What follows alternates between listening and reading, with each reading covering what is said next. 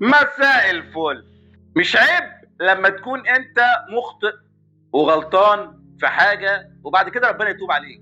يعني مش عيب لما تكون اهلاوي مثلا مدلس عايش على النصب، عايش على الرشاوي، عايش على الكذب، وتفوق قل يا عبادي الذين اسرفوا على انفسهم لا تقنطوا من رحمة الله ان الله يغفر الذنوب جميعا.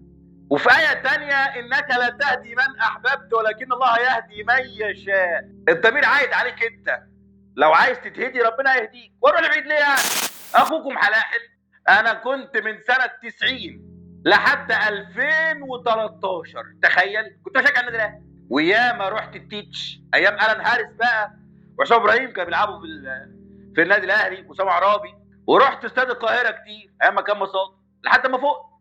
فده مش عيب. التصالح مع النفس حاجه كويسه قوي.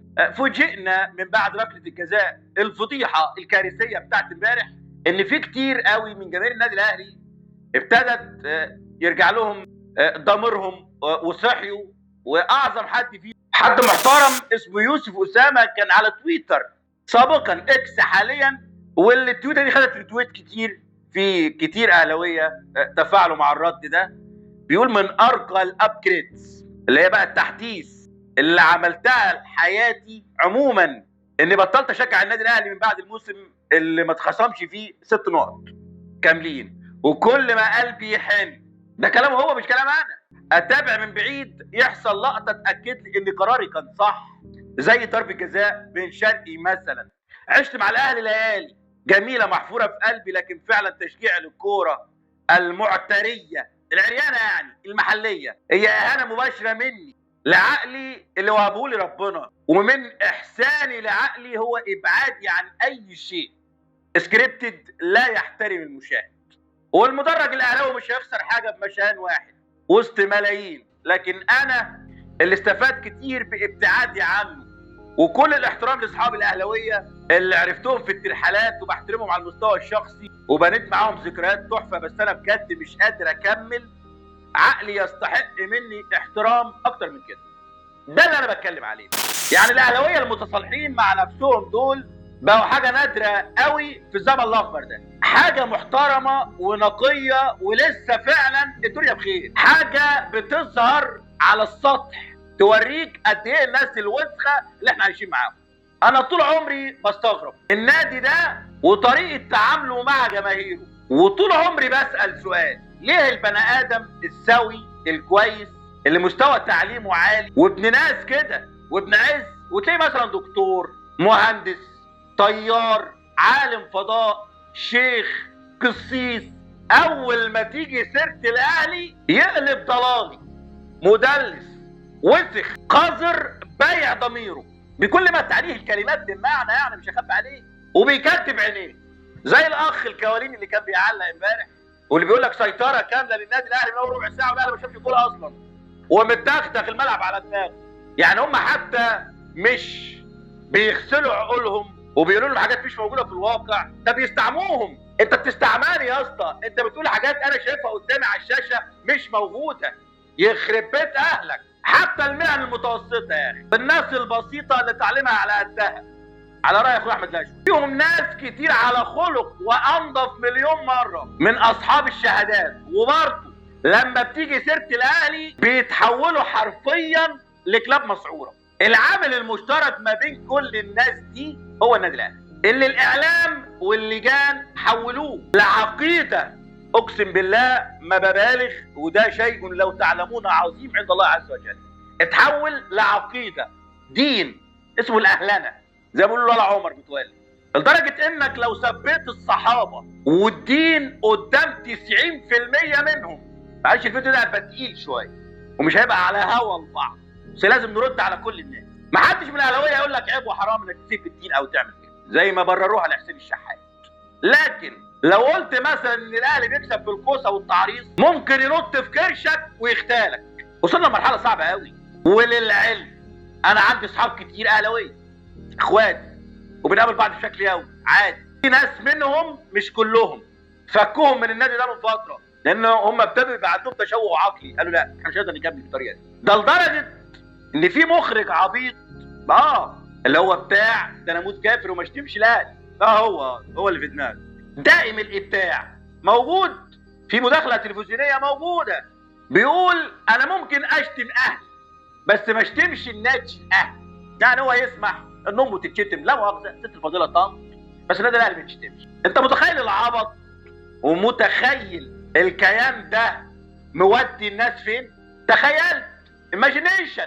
طب انا بقى بقول لك عشان تتصدم اكتر ان الوساخه تفوق خيالك بكتير. الاخ الفاضل اللي نزل الريتويت دي في ردود عليه، حد اهو اسمه طه تقريبا محترم بيقول بطلت يوم ما الخطيب دخل شوال الرز النادي وخلاه رئيس شرفي وصرف عليه وبقى هو المتحكم، ولما اختلفوا معرفش يطلع يرد عليه وسابه يهين النادي. والاهم من ده كله، ليه واحد من محافظه الصعيد كده عن نفسه تبعد عن القاهره 6 ساعات عن العاصمه يشجع فريق عمره ما هينتمي ليه مكانيا مهما حصل؟ انت جبت من الاخر. حد اسمه مازن نفس المشاعر دي عندي وبتزيد سنه عن سنه. وحد اسمه محمد الحمد لله قرار اخدته من 2013. وحد اسمه يوسف نفس حالتي تقريبا، بس الفرق ان بقى ضد الاهلي اكنه ريال مدريد ونفسي كل ماتش يخسر. ده برشلوني ده حد غالبا دي نفس اسباني. محمد عوض الله جوي انا والله اللحظه دي دمرت حاجات كتير. لحد دلوقتي الواحد ساعات بينجذب للتشجيع، ولكن فعلا عدم خصم ال6 نقاط ده كان بالنسبه لي نهايه لمشاعر كتير. انا اخر سنه اشجع فيها الاهلي كان 2006 الاهلي في اليابان، وبعدها بطلت اتابع الدوري المحلي. حاجات زي دي كتير قوي. وكمان مصطفى شيم المحترم منزل فيديو كامل بيقول لك ركله جزاء فيها كميه ضحك مش طبيعيه. دول ناس اسوياء، وزي ما قلت لك لسه باب التوبه مفتوح. النقطه الثانيه استوقفني بوست للجهبذ بتاعهم في فقره كامله، لسه الفيديو طويل، ليلتك طويله، في فقره كامله هرد فيها على الولا فارس صوت وصوره برطمان. بس خلينا نرد على الجهبذ بتاعهم. شادي الاول، شادي حبشي. شادي ده مصنف انه من جهبذة المحتوى الاهلاوي، ده البروفيسور بتاعه. حاطط صوره دعم بيان، يعني انا صادفني البوست ده، دعم بيان نادي الزمالك للتحكيم المصري. والاهلاويه هاتك بقى يا كوبي بيست على بوستات اي واحد زملكاوي بيتكلم عن التحكيم. انا اتهريت امبارح البوستات ده، غير بقى كميه البلوكات اللي عملتها امبارح. الفيديو بتاع امبارح يعني عمل شويه بلوكات عنب. انا اصلا ماليش روح، مش هرد على الشتايم، انا بدي بلوك على طول. فبكل سلاسه وادب مستر شادي على راي اخويا علي جابر، انا هنروح لبعيد ليه؟ خد بالك انا هجيب لك مثال صارخ لكل الازمنه ولكل الازمات ولكل العصور. حقيقه يعني بكل ادب اهو. لما الاهلي قرر يتعاقد مع امام عاشور، يلا اللي مفيش حد في النادي الاهلي سلم من لسانه، لا احياء ولا اموات، لا امهات ولا شرشيري. لا مؤاخذه. القرار ده كان قرار اداري يتعارض معاه فئه كبيره من جمهور الاهلي وقتها. حصل ولا لا؟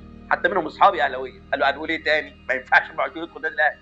دخل ولا لا يا علا؟ ما تبقاش واخد وقت النخله وتبقى مفيش حاجه داخله، لا مؤاخذه يعني. ولما الاهلي ساب جمهوره في استاد القاهره وما جاش وانسحب الموسم قبل الماضي بزفه بلدي، القرار ده كان ضد رغبه الجمهور ولا لا؟ احنا بنسال سؤال اهو. دي جزئيه بسيطه ونماذج سهله بتثبت لك ان مش بالضروره يا اسطى كل قرار اداري يتوافق مع الجمهور، اصله مش قران. واحنا قلنا كجمهور نادي الزمالك القرار بتاع بيان دعم التحكيم ما تجيش تحط على دماغ انا مالي، انا هعترض برضه. مش بالضروره القرار ده بيتماشى معاك كمشجع للنادي وبيحظى بدعمك وتأييدك. ما ينفعش اعمم واخلط ما بين قرار اداري نابع من شويه خونه، وانتوا عارفين مشاكلنا معاهم كاهلاويه، عارفين مشاكلنا مع المجلس بتاعنا، وما بين توجه جماهيري قول له احنا واطلع ادلس يا شادي انت وفارس واكتب عشان اقنن الظلم وضميري مرتاح. وراح عارض اللقطه بتاعت امبارح من زاويه معينه يبان فيها ان بن شرقي خد كتف، فقال لك دي بلانتي. طب انا ممكن اجيب لك صوره دلوقتي قصاد اللقطه بتاعتك دي، شوف رجل بن شرقي فين وحاططها على فخذ المدافع عشان تديه قوه دفع تبقى بلانتي. فاحنا ضد بيان نادي الزمالك كجمهور، واحنا ضد التحكيم المصري منذ قيام الازل، منذ نشأة البشريه. احنا كجمهور زمالك ضد التحكيم المصري وانتوا عارفين كده، انا ماليش دعوه باداره. وانت دلوقتي يا شادي هل انت لسه ضد؟ هل انت لسه رافض بالمعنيين اهي قرار الاداره اللي جابت لك لعيب قال كل ما لذ وطاب في حق الامهات الفاضلات المؤمنات القانتات في البيوت والرموز ورؤساء النادي ولا لا؟ النقطه الثالثه، كابتن شوبير طلع النهارده في الراديو لان جهاد جريشه طلع امبارح وقال الكوره مش بلان، فالكابتن شوبير بيقول لي بقى اجيب لك السنه اللي فاتت 15 ولا 10 حالات شبهها. لا انا بتحداك يا اسطى، ده ابو كباتن على دماغي، احمر وابيض واصفر واسود، انت وكل الاهلاويه على دماغي، تجيب حاله واحده بس شبهها، حاله واحده، ومش السنه اللي فاتت بس، لا معاك من وقت ما اخترعوا التلفزيون المصري سنه 60 واخترعوا التصوير اصلا. ايه رايك بقى؟ ومش الدوري المصري بس يا كابتن شوبير، اي دوري في العالم واي مكان في العالم، لو حتى دوري درجه رابعه ان الكوره دي تتحسب بلاد. شوف لو جبت له كوره شبهها من ماتش خماسي العيال بتلعب في الشارع وحطيت طوبتين جول اقول لك بلانتي يا كابتن. خلينا بقى نرد على الاخ البورت صوت وصوره، عمل فيديو 7 دقايق شرفته كله يعني، نرد على كام حته كده في خاطر حقوق الكوبي رايت. قول يا اخويا. وحتى لا ننسى من غير المقبول التشكيك في نزاهة التحكيم المصري. نادي الزمالك في 3 أغسطس 2026 دي بضاعتك ردت إليك. بتاريخ 8 أكتوبر 2024 الأهلي يقرر بناء الثقة مع الحكام المصريين قبل السوبر. ايه رايك يا برطمان؟ وراحوا عملوا معاكم الواجب وزياده الحقيقه يعني. وبعدين احنا مش بنشكك يا برطمان، بس لما يتحسب عليك حاجه مشابهه زي دي او يتحسب حاجه زيها للزمالك ما تطلعش تولول زي النسوان. اتفقنا يا بيه؟ نكمل كده قال تاني عشان عايز اداله مات.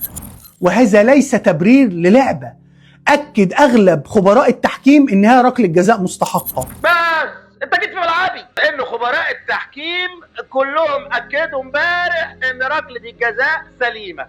خبراء التحكيم بتوع مصر كلهم على راسهم اوسكار رويز قالوا ان ركله الجزاء التي لم تحتسب للنادي الاهلي في ماتش سيراميكا بتاعت وفا مفيش فيها اي شيء، وانت عمال تلطم وتعيط وجالك وسيله سببها لحد دلوقتي. النقطه الرابعه، بزيرة شغال على التيك توك لايفات الله ينور، وفي ناس اصحابي على فكره كلموني من شويه، ناس عزاز عليا يعني من اسكندريه بيدخلوا له اللايفات دي، قالوا لا حلال انت اول مره تعرف هو بيكون بيعمل اللايفات دي. المهم اللايف بتاع امبارح داخل بقى كبسه عايز له اسد ولا حاجه وخسر، حتى من جمهور الزمالك او جمهور الزمالك عموما بيقول له ارجع، قال له باللفظ نو كام باك، لا سبيل ولا تراجع ولا استسلام ولا سبيل للعوده يعني، مش راجع يعني. فانا بسال جمهور نادي الزمالك وبسال الاداره، ويا ريت اي اهلاوي معانا دلوقتي يسيب الفيديو ويتكل على الله عشان ده حاجه خاصه بينه وبين اخواتنا الزمالك مالكش دعوه. هو الواد ماضي واحنا ما نعرفش وفي مسرحيه دايره، انا والمصحف ما عندي معلومه ولا فاهم فيه، ولا الواد قابض واحنا ما نعرفش قرشين مثلا،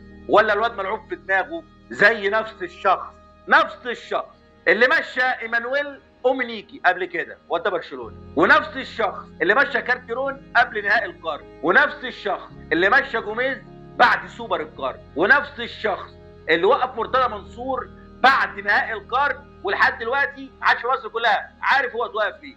هو نفس الشخص اللي فضل الفرقه اللي كانت الافضل في افريقيا اللي كان فيها مصطفى محمد وزيزو وبن شرقي وفرجاني والشله وامام عاشور. هو نفس الشخص اللي لعب في ودان بزيرة ومعصي، مش عارف انا ما اعرفش.